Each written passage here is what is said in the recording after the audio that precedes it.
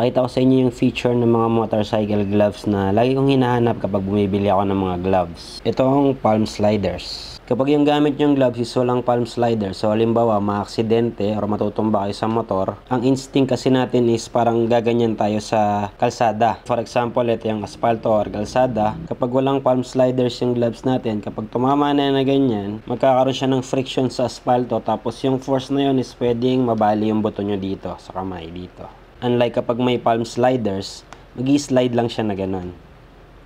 Ito pala yung suot kong gloves nung na-aksidente ako sa motor, high side accident. Papansin nyo, meron siyang palm sliders na nadurog. Tapos yan, butas-butas tong mga to, yung mga part na yan. Pero naprotektahan niya yung kamay ko, na halos hindi na sugatan bukod dito sa part na to.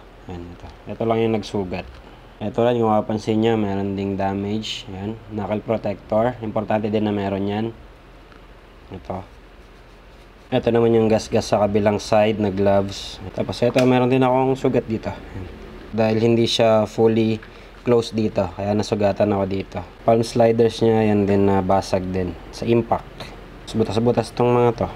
Sa high side accident ko na yun, ito lang talaga yung naging sugat sa kamay ko. Wala ring fracture, hindi ako nabalian. Unlike siguro kung walang palm sliders yung gamit ko na gloves nun, posible na mabalian yung buto ko dito sa part na to. Ayan.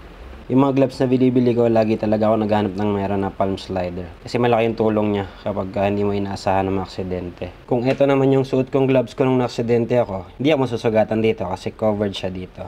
Medyo bulky nga lang ito, itong gloves na to. Pero solid yung pagkakagawa niya. Komini din yung brand. Ito naman yung bago kong gloves na Komini din yung brand na nabili namin sa Motoworld. Meron siyang knuckle protector, meron din siya dito. Ayan, yung mga maliliit na yan para sa mga daliri. Tapos palm sliders. Pero ito mas safe to. Kasi nga meron siya dito. May mga extra siya dito na protection. Mas covered din yung kamay mo para hindi ka masusugatan dito sa bandang taas. Mas bulky nga lang to kaysa dito. Ito yung pang daily use ko, pang malalapit na ride. Ito naman kapag magla-long ride. Matibay din talaga tong Comin eh. Kasi ito, ang tagal ko nang gamit nito eh. Parang 5 years yata. Hindi pa siya masyadong damaged. Ito lang, butas lang dito. Basta legit yung bibili nyo. Sa Motoworld kayo bibili para sigurado na legit yung Comin gloves na bibili nyo. Itong Benkia okay din na mas mura sa Comin ito. Na-protect niya yung kamay ko nung aksidente ako. Walang fracture. Kung di sugat lang dito. Sa pandang to.